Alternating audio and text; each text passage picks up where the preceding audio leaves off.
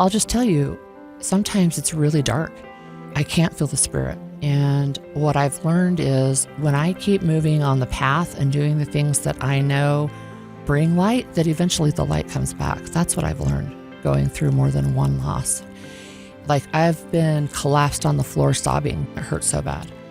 But also knowing that as I read my scriptures, as I turn things over to the Savior, as I go to the temple, even if I feel nothing at the time, that over time, that light starts to come back.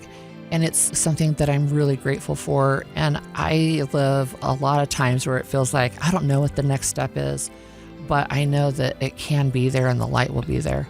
I know that it happens, and I just can't back away from that.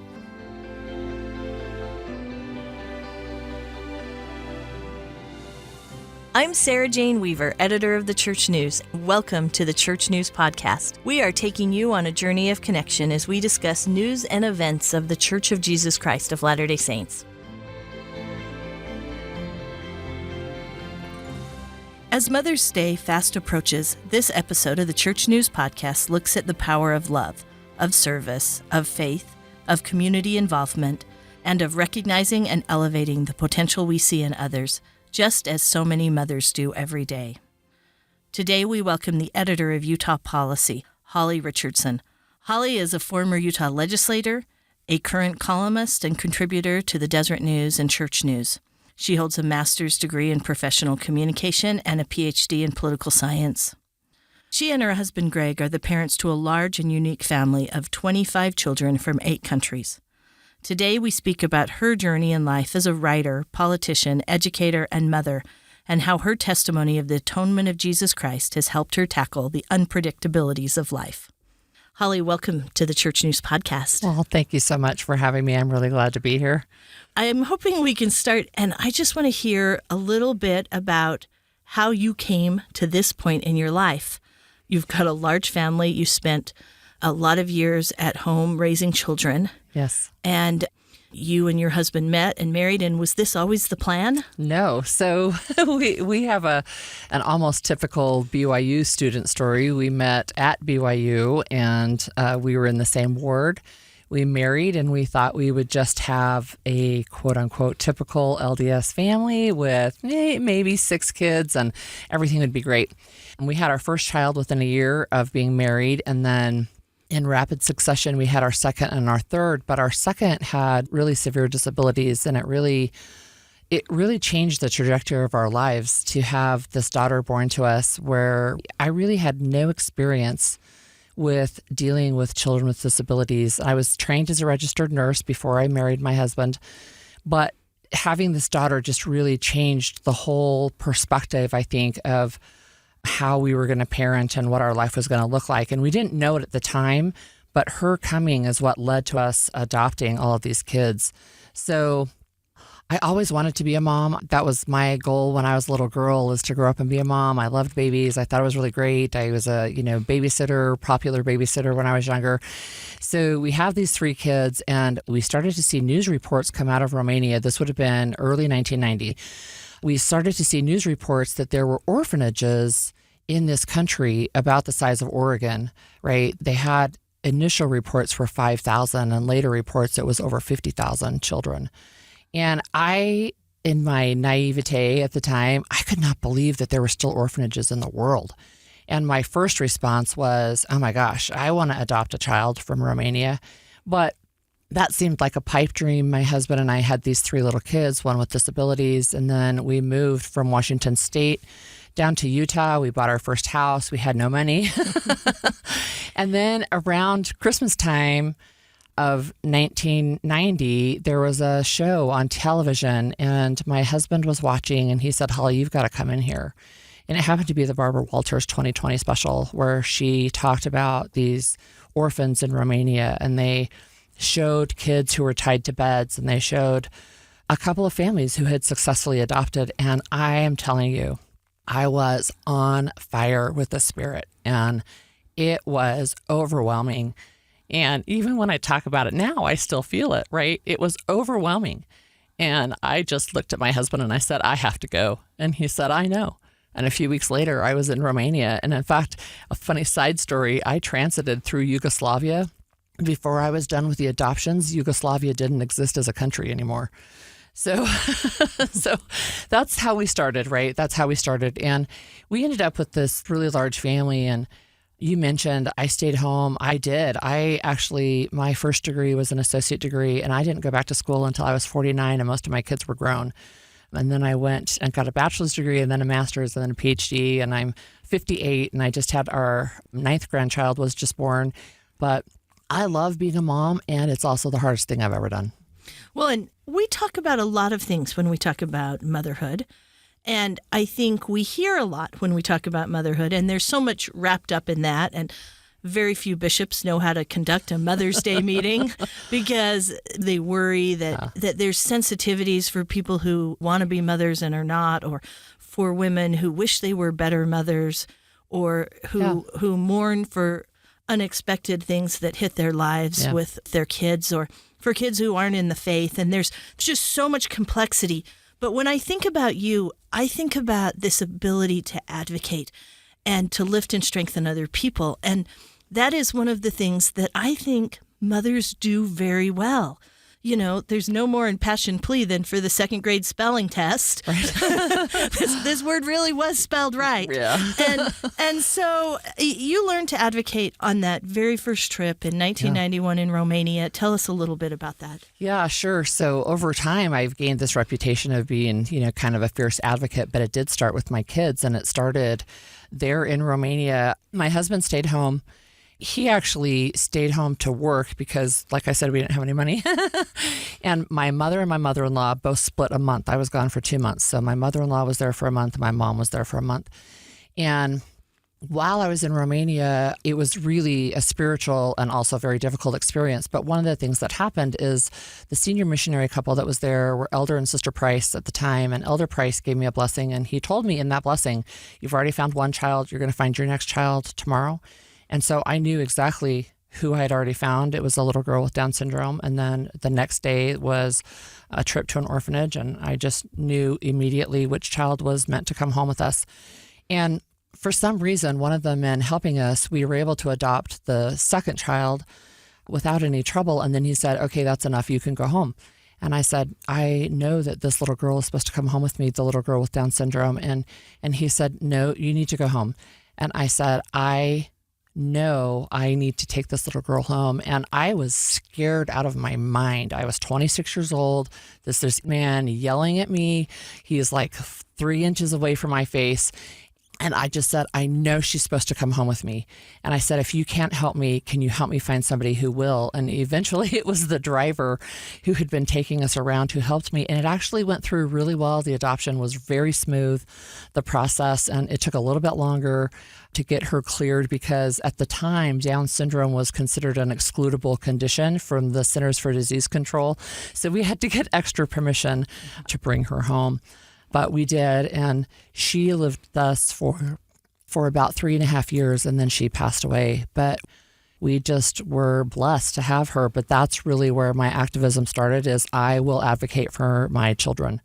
I think the phrase mama bear, I think everybody's familiar with that. There's a reason for that. Well, I want to deal with something very early in this podcast, because in order to go get these 2 precious children from Romania, you had to leave 3 kids at home and a husband. Yep. I am sure that over the years, you have been criticized for some of the very personal decisions that you and your husband have made. Yep. You have planned your family. Yes. How do you deal with that? Well, it gave me good experience for being involved in politics, too. So I think one of the things that I was first really cognizant of is people criticizing the family size. So it wasn't so much that we went to Romania. There was a lot of people who went when we went, but it was that we had 3 biological children, then we adopted 2, and we were going to adopt our 3rd child, which would have been 6 overall. We had some comments about your family's big enough and, you're starting to have miscarriages. That's God's way of telling you that your family's big enough. Sometimes things happen, but I don't think that that's how he helps us do family planning. But I took some of those criticisms to heart, and I really had to ask myself, are we doing a disservice to these kids? And I had actually two answers. And one of them is, what is the alternative? Are we the perfect family? No, we're not. Right? We believe that children should be able to be raised by a mother and a father who are married and who love each other, right? And that includes where they're born. But that's not the ideal. These were kids that were already in orphanages. They were considered hard to place. Some of them were older. Some of them had disabilities. Some of them were different race. Some of them came as a sibling group, right? So we actually deliberately looked for children who were considered hard to place. So that was one issue. What is the perfect scenario? It was not to come to an adoptive home, right? But the rest of the question is, well, what then, right? And children who grew up in orphanages don't have really great outcomes as adults. So that was one factor. And the other one was literally me saying, I do not want to get to the other side and have Heavenly Father say to me, Holly, I had more kids for your family, but you were too worried about what the neighbors would say to go get them. And I just thought, that's it, I'm going to go. And we've had criticisms, but I had them in politics. I have them when I write sometimes, and I think it's part of being out there and living in a way that's really, it's kind of different. I mean, it's even different within the LDS culture. It's very large. Our family is very big. We have multiple races. We have multiple ethnicities. We have kids with all kinds of abilities and disabilities. And we have lost children. We have 19 living out of those 25. And that's, heartbreaking to go through. So it's been, like I said, one of the hardest things I've ever done, but it's also been one of the greatest blessings. And I want to talk about the process of adoption. Sure. Because what we hear most is people saying, I tried to adopt. I have done everything I can. Yeah. I have one child, or, it just didn't work out for us. Now, we just need to acknowledge that looks different for every family, and that is a difficult journey. Yeah. Yeah. And, I had times where people actually said to me while we were adopting, oh, you're doing it the easy way.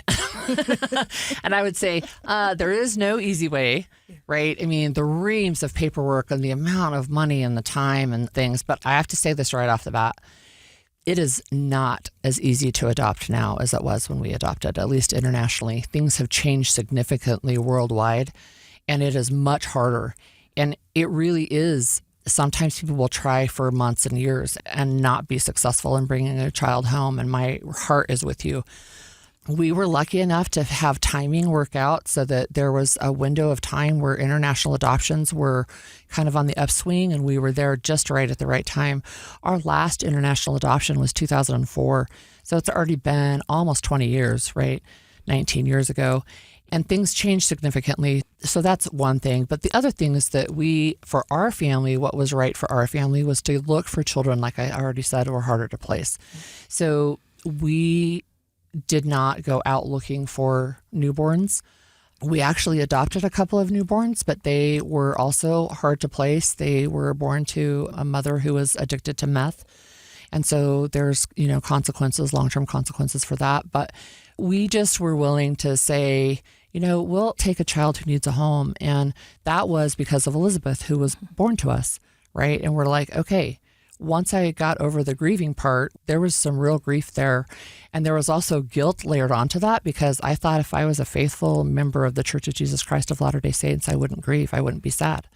I would just say this is God's will, and so everything is going to be great. And it turned out great, but it didn't start that way, right? It was a process of learning. And now, of course, I count it as one of the great blessings of our lives, but it was very, very difficult at the beginning. But once we moved through that part of the grieving, it was just like my heart just expanded, 3 times. I don't think I was the Grinch going in, but but expanded 3 times that way, and just said, look, if any child needs a family that we can help provide that for, we want to do that. And I will also say we got into things that we had no idea what we were going to be dealing with. So, well, and I want to talk about Elizabeth. Yeah. So this baby comes to you, and it sets you on a path that changes your entire life. Yep. But that had to just be overwhelming to a young couple. Oh, yeah. And she actually was born, we had just moved from Utah. My husband had graduated from college, and we moved up to Washington State. So we actually didn't know anybody. We were outside of our support group. and here is this child that's born with disabilities. So she was born in 1988. We did not know before she was born that she was going to have disabilities. And when she was born, the doctors were like, we can tell there's something wrong. We don't know exactly what it is, so we can't tell you exactly what her lifespan will be, but it could be a month, or it could be a year, or it could be 4 years. In the end, it ended up being 17 years, but it was just, you were right, totally overwhelming to this young couple. And we had a toddler. He was only 19 months old. And just like, what do we do with this information, right?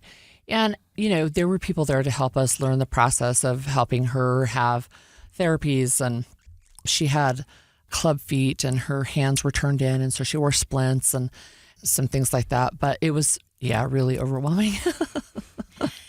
And now I want to talk about what you learned from that, because so much of what we hope to talk about today is this idea of how do you recognize the potential in others and how do you help them reach the potential for their very life. And that looks different for each of your kids based on their abilities and their opportunities. It does.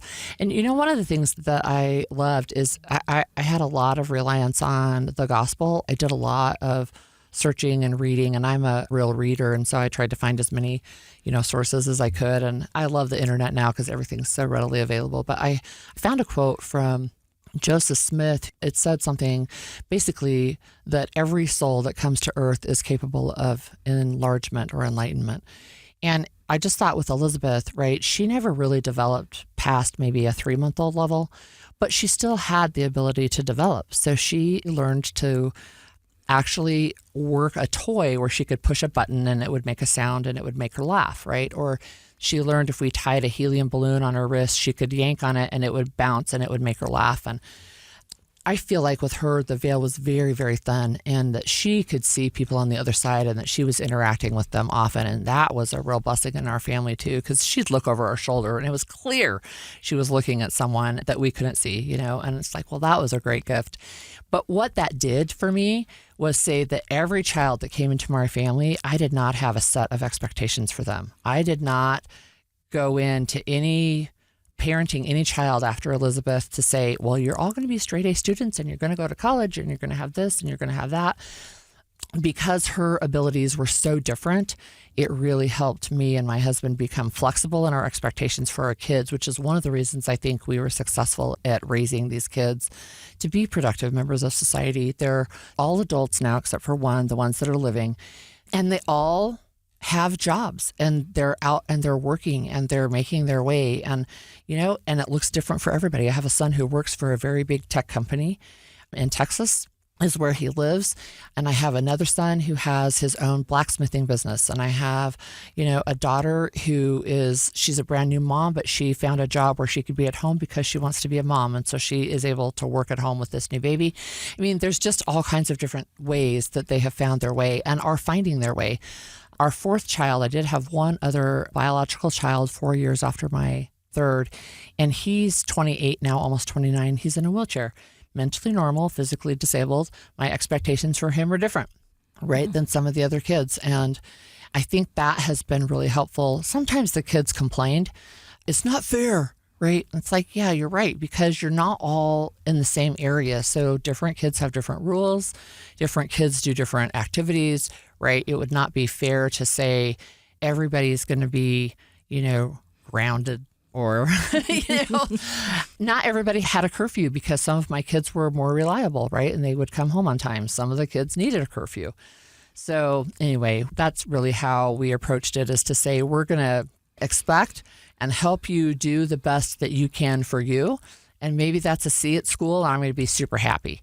Right? And maybe for you, it's an A, right? And that's really great because it's really easy for you to get an A in school. And anyway, things were just very different and varied. And I think that it's more rare than I realized. I thought that maybe every parent approached parenting that way, but a lot don't. And I think it was really thanks to Elizabeth that really helped me see not every child needs the same thing.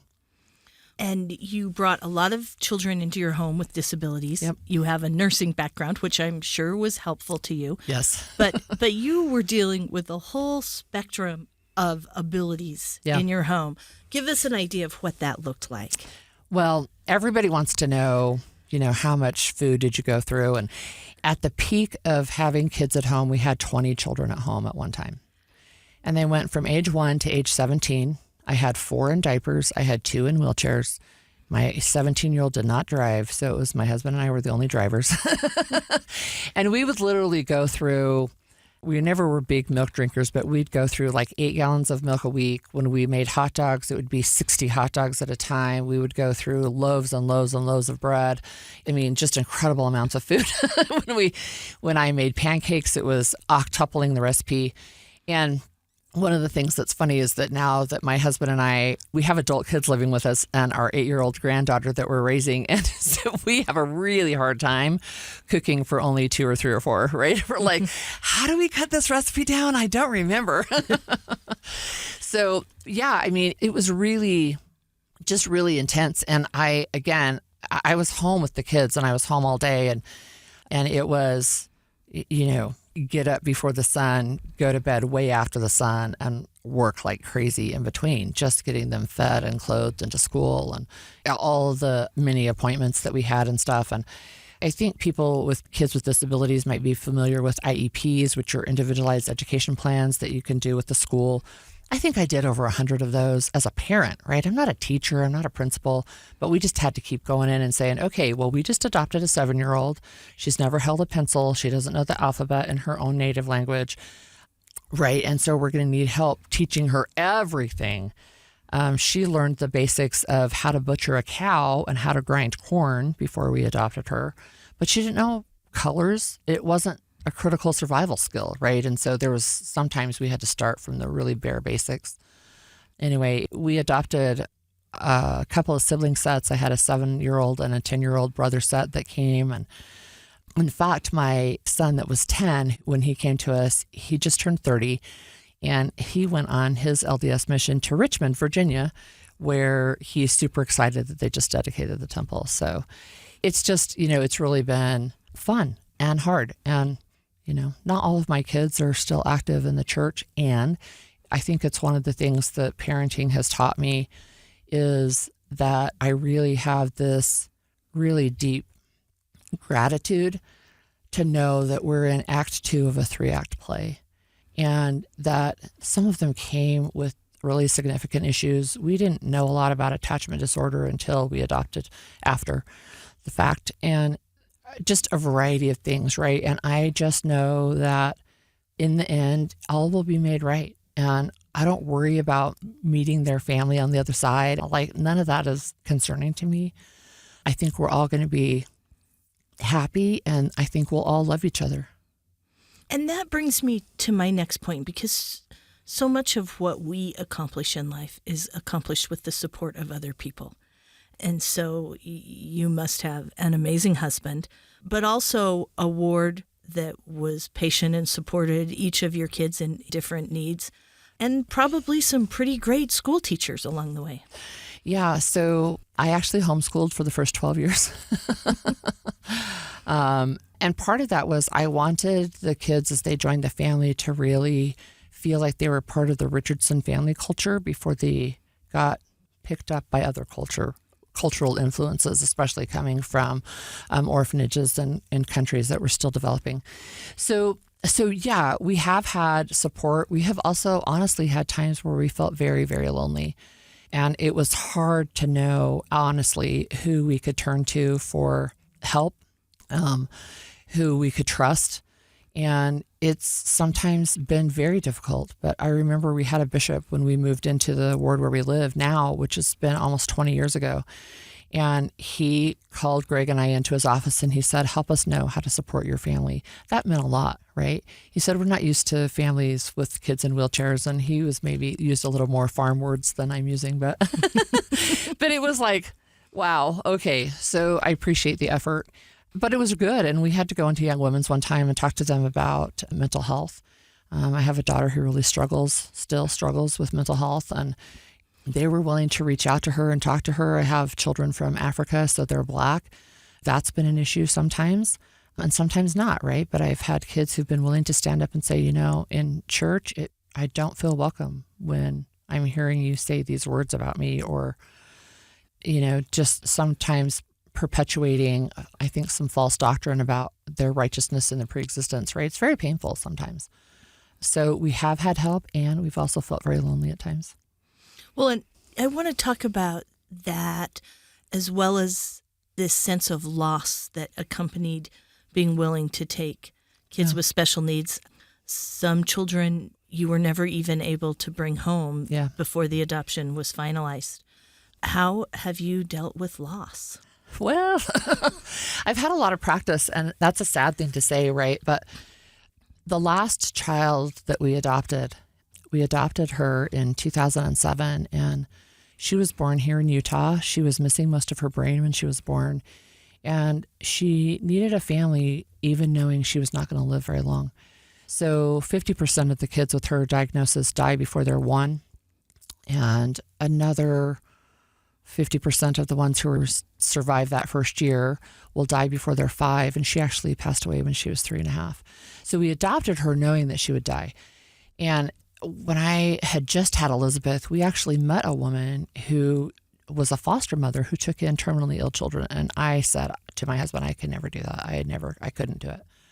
But when we adopted Angelia, we had not lost Elizabeth yet, but we had lost our daughter with Down syndrome, and we knew that Elizabeth's life would not be that long. And we adopted Angelia knowing that she would pass away. And I'll just tell you, sometimes it's really dark and I can't feel the spirit. And what I've learned is when I keep moving on the path and doing the things that I know, bring light, that eventually the light comes back. That's what I've learned going through more than one loss, right?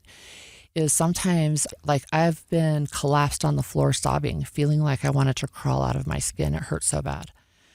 But also knowing that as I read my scriptures, as I turn things over to the Savior, as I go to the temple, even if I feel nothing at the time, that over time, that light starts to come back. And it's I think, something that I'm really grateful for. And I think too many people feel like if they go through a period of darkness, it means that they should just, jump ship. And I live a lot of times where it feels like I don't know what the next step is, but I know that it can be there and the light will be there. I relied on my faith a lot, but I've done things like listening to inspirational music. The Tabernacle Choir at Temple Square, I put them on repeat and listened a lot. Journaling has been a powerful outlet for me and for a method of healing. I'm not great at getting out and exercising. That works for a lot of people, though. Like, who has the time for that? Practice of gratitude, right? I started to do like that, just little tiny things where I could try and make a difference. And now I want to talk about these skills that you learned from home as you were raising children and how you have applied them outside. Yeah. So you decide to go back to school. Yeah. And did you think, what next? I did. And, I kind of had a goal. I want to get a bachelor's degree. And so I actually lost an election in 2014. And I'm like, okay, fine, I'm going to go to school. So I started at school to finish a bachelor's degree. And the honest truth is I picked what I thought would be the fastest to just get done. I was 49 and I picked a degree in communication, and it turned out I really loved it. And I had already started the blog, Holly on the Hill. I had already been involved with the legislature. I had already actually been a legislator. And I'm like, okay, I'm just going to do communication, nothing with nursing. And it was great. I loved it. And I also had a chance to be a midwife. Also great. Also loved it. And it was time to pivot and do something different. And so I went back to school. I got this degree. Partway through that degree, I'm like, okay, I think I'm going to go ahead and get a master's degree. And I had friends who were recommending this online program. And I actually went there, and it was Southern Utah University. I did my entire master's program online. I didn't have to leave my house until I went to graduation, which was really great because that let me take care of the family full time during the day. I did a lot of my work between 9 p.m. and midnight and like 5 a.m. and 7 a.m. right before the kids were really up. In fact, I had one professor, I was at least halfway through the program, and he said to me, I noticed that you get your assignments in like 2 minutes before the midnight deadline. Are you sure you can handle this program? I'm like, yep, I just know it works for me. And he's like, okay. So I basically got straight A's or A minuses that whole program. And as I was getting through that program, I didn't know exactly what was next, but my husband said to me, he goes, I think I think you should think about a Ph.D. And I said, no, I'm not smart enough for a Ph.D. And he said, I really think that you can do it. And so kind of spur of the moment, which is how I make decisions often, I applied to 2 different programs. I was nicely rejected from one and accepted to the other. And 4 years later, I had a Ph.D. That was just last year. So I never thought that would be the case, right? So I did not have my life planned out at 25. Wow. Well, and could you have ever imagined where you'd be? No, not in a million years, right? Not in a million years. In fact, I did a talk that's on the church's website. I think it's a Love Works talk. And I say, people ask me, did you plan this? And I'm like, who plans this? Right? So I have grown kids, young adults now that are saying, oh my gosh, I'm 23. I have to have my whole life planned out. And I'm like, you do not need your life planned out. And even if I had my life planned out, it has pivoted so many times. Like I said, I didn't even know I was going to get a PhD until literally 2 weeks before I applied. So like things pivot all the time, and you don't have to know what you're going to do for the next 40 years when you're 23. Well, and let's talk politics for a Sure. minute. You have all of these responsibilities at home. You've learned a lot about raising kids. And what on earth made you decide to run for the legislature? Well, like many women actually who get involved in politics, there was an issue that I really cared deeply about, and it spurred me to action, just like my activism with my kids did in Romania. So what happened was I was a midwife, so I had been a registered nurse. I became a midwife, but I was doing home births.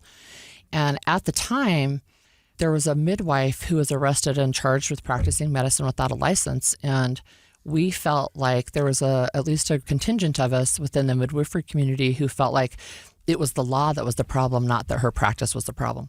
And we decided that we were going to change the law.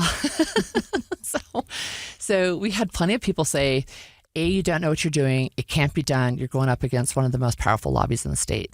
And they were pretty much right about all of that, except that we did do it. It took us 5 legislative sessions, actually. But we worked on it, and it's still the law, and it's been the law now for almost 20 years. And that gave me a taste for politics that I had not appreciated before. So I had always been a regular voter, but I didn't really like politics. I thought it was kind of dirty and messy, and it is actually. But I saw this process of lawmaking and the policy discussions, and they were actually really interesting.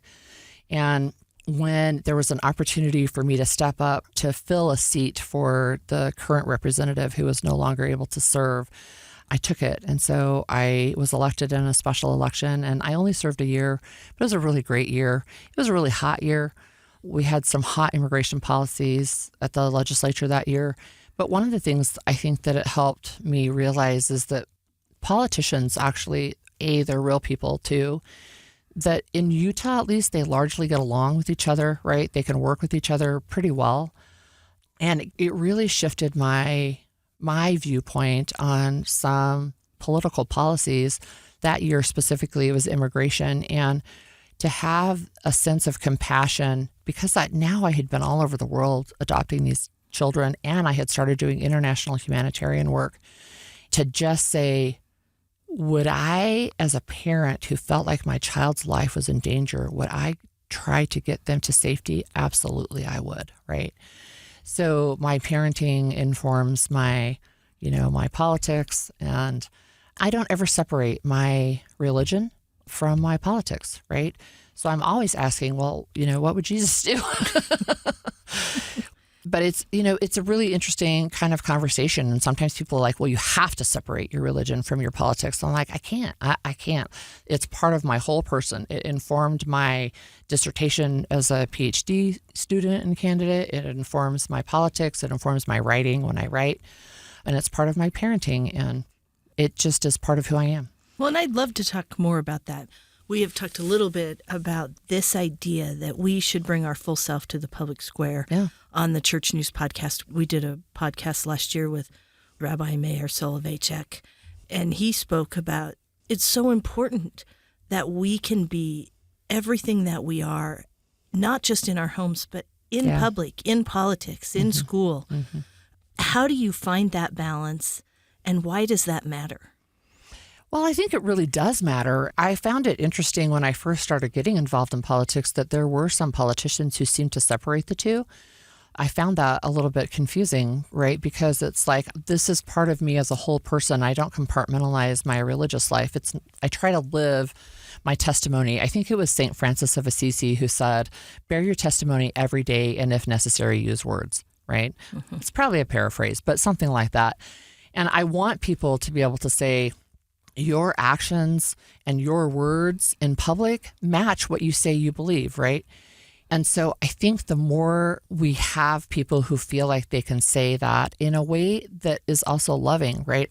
I think all the world's great religions, they have some kind of golden rule, right? They have some sense of we're going to treat others well, and that's what we're supposed to do. I have a Muslim son-in-law now, and we just went through Ramadan and his observance of Ramadan and, praying, and they lived with us for that month. And it was really powerful, and he was very kind, and he's very sensitive to respecting my religion, and we try to respect his as well, right?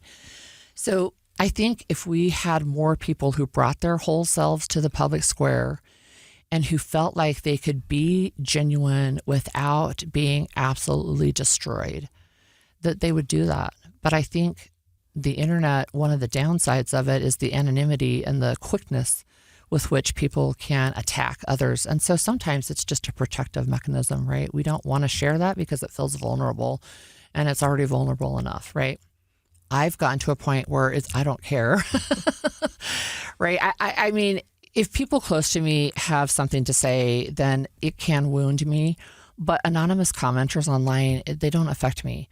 But I'm also not in elected office. And I know that politicians now are getting more real threats to their safety and to their family's safety, right? And I think if more people stopped to think about, these are real people, they have real families, they have kids, right? We can disagree with their policy, but we can do that in a way that's respectful.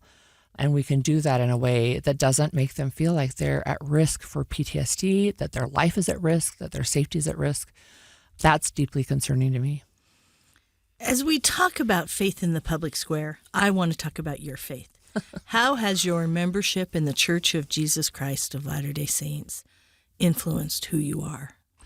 Well, I think it's just all wrapped up into one big, this is who Holly is. And one thing that I have come to really appreciate, I think, as I've gotten older, I'm pushing 60, I've got a couple more years, but I love this gospel and I love my Savior, right? And I have the best calling in the world right now. I'm a gospel doctrine teacher. But I love the deep dive that I get to do into not only the scriptures where I start, but also all of this other information that's now available on, what might have been happening at the time and what some of the words might have been translated as. And there's a richness and a deepness. And I have come to I've had so many experiences, I think, with feeling God's love, but also his direction, with feeling the Savior's balm. I've come to understand the atonement in deeper and different ways. I thought it was just for sin for a long time, right? But when I lost my first daughter and I was just beside myself with grief and guilt, and I came to realize that the atonement is there for those moments too. And the atonement is there for the moments that I miscarried babies that I really wanted to have in our family. And, and when I'm sorrowing over kids who are making choices that I wouldn't make, that he's there for that too, and that he sees us and knows us and all of that. And so I feel like to bring my whole self to anything, I'm just going to bring my whole self. And that includes this portion of, really loving the Savior and the gospel. And I have kids who've asked me, and I've had friends who've asked me, how come you stay in the church when sometimes you can see that there might be issues? And I just say I have had too many experiences to back away from it, right? I've had too many. There's scriptures that promise that you can move mountains. I've never seen a physical mountain move, but I have seen mountains moved to get my kids home. I have seen it. I know that it happens, and I just can't back away from that. Well, and I'm so glad that earlier you mentioned Richmond, Virginia. Just this weekend, I was at the Richmond, Virginia Temple dedication. President Dallin H. Oaks dedicated that temple in this area of the world where we actually get the roots of religious liberty for the United States. Yeah. And the temple is this beautiful, beautiful symbol there of religious freedom. And it's a beautiful temple. But President Oaks made sure that as he talked about this temple that is significant to the area and looks like the area, that he also emphasized that the purpose of that temple and every other temple is to draw us to the Savior Jesus Christ, where we can make covenants with him and become more like him. Yeah. You once wrote an article for the Church News about temples. Share your feelings with us about the temple.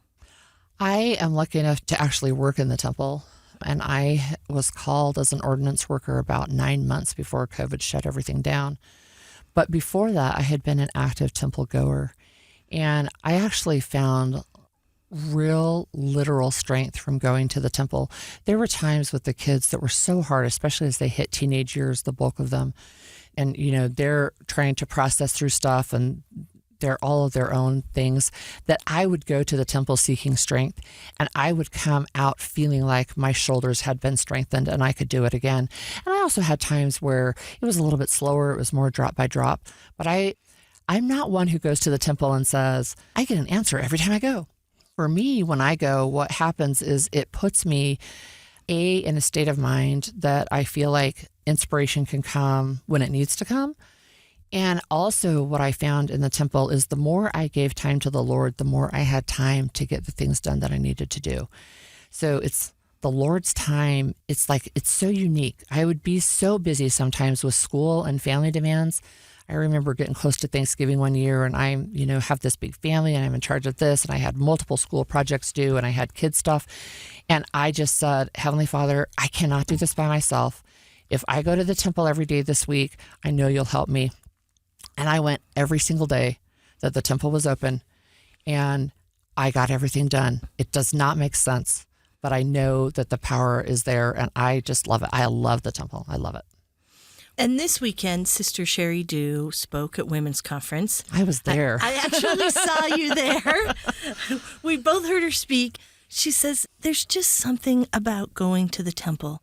You feel different. Yeah. You feel better. There's something about priesthood power that can touch and elevate and help you when you're not there. Yeah.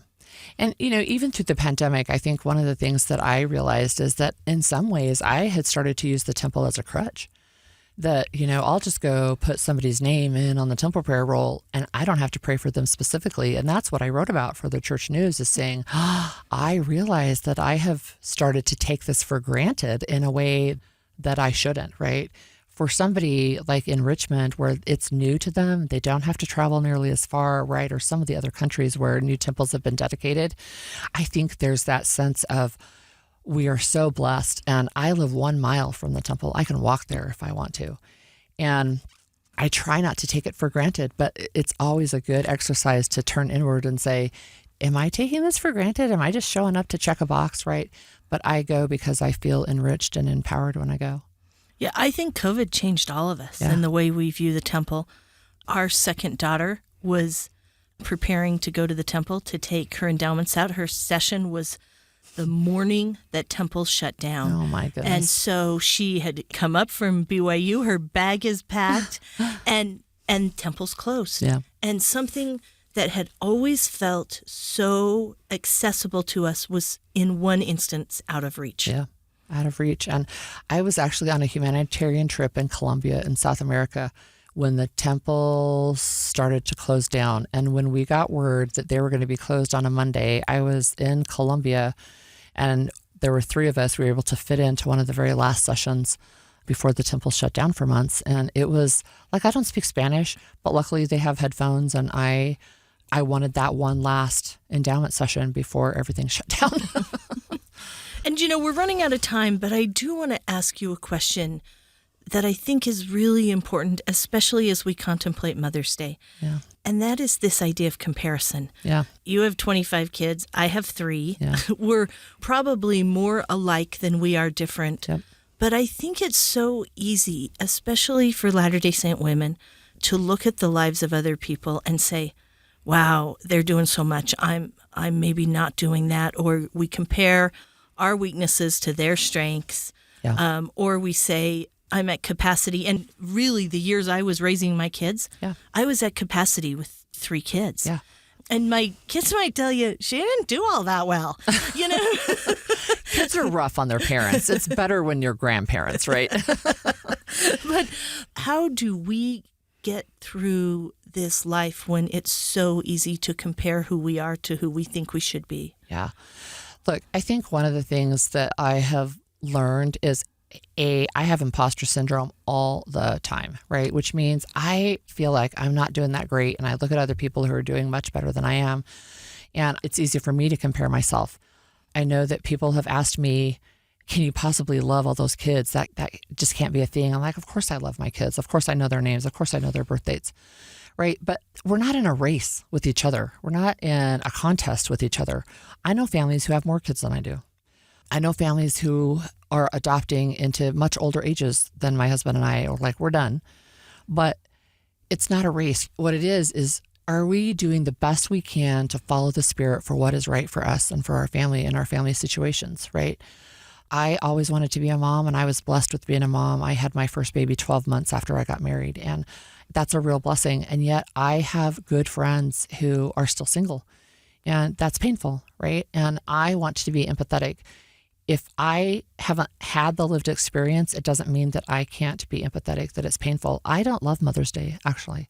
It is painful, right? And looking at the perfect families, and because I don't have the perfect family. I'm never going to have all the kids who grew up and got married in the temple.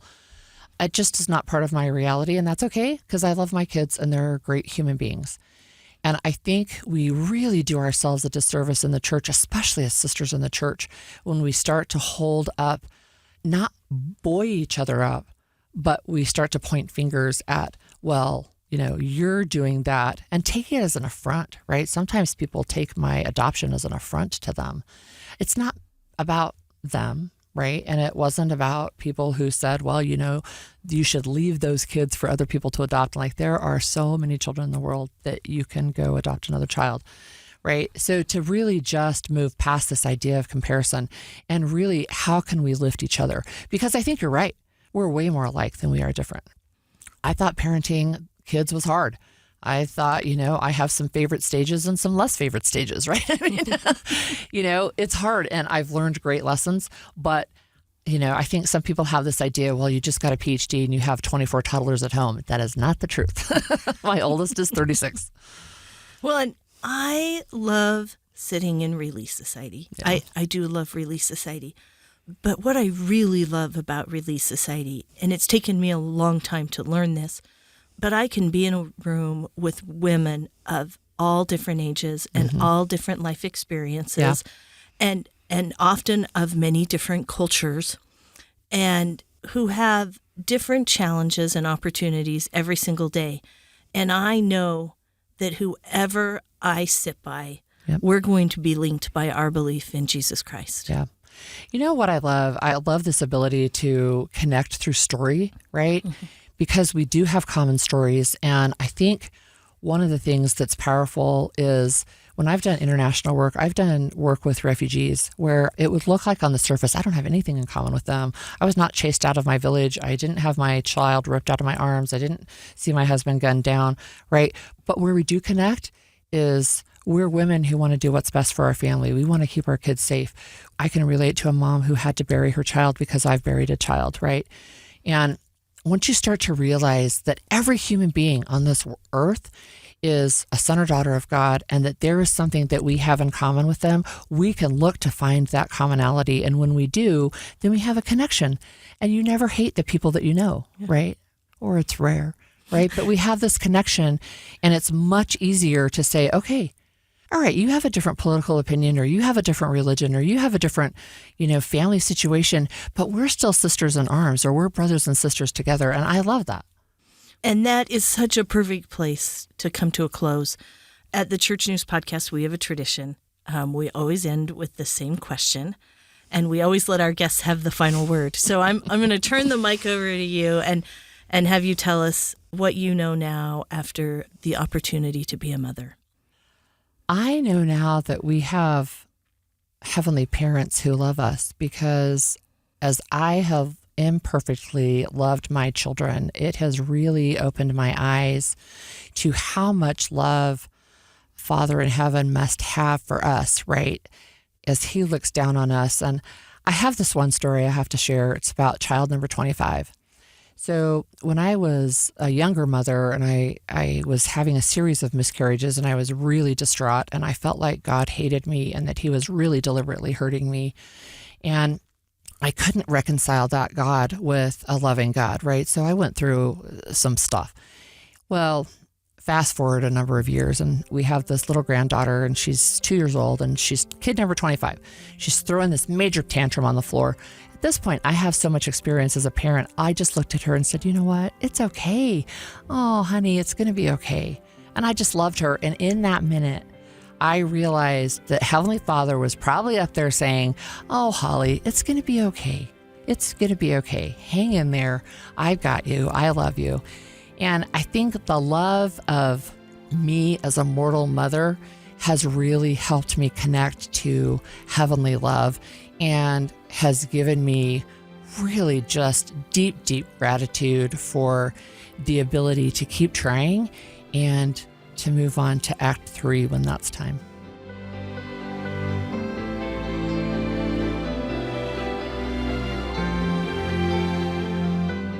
You have been listening to the Church News Podcast. I'm your host, Church News Editor Sarah Jane Weaver. I hope you have learned something today about the Church of Jesus Christ of Latter-day Saints by peering with me through the Church News window. Please remember to subscribe to this podcast, and if you enjoyed the messages we shared today, please make sure you share the podcast with others. Thanks to our guests, to my producer, Kellyanne Halverson, and others who make this podcast possible. Join us every week for a new episode. Find us on your favorite podcasting channel or with other news and updates about the church on thechurchnews.com.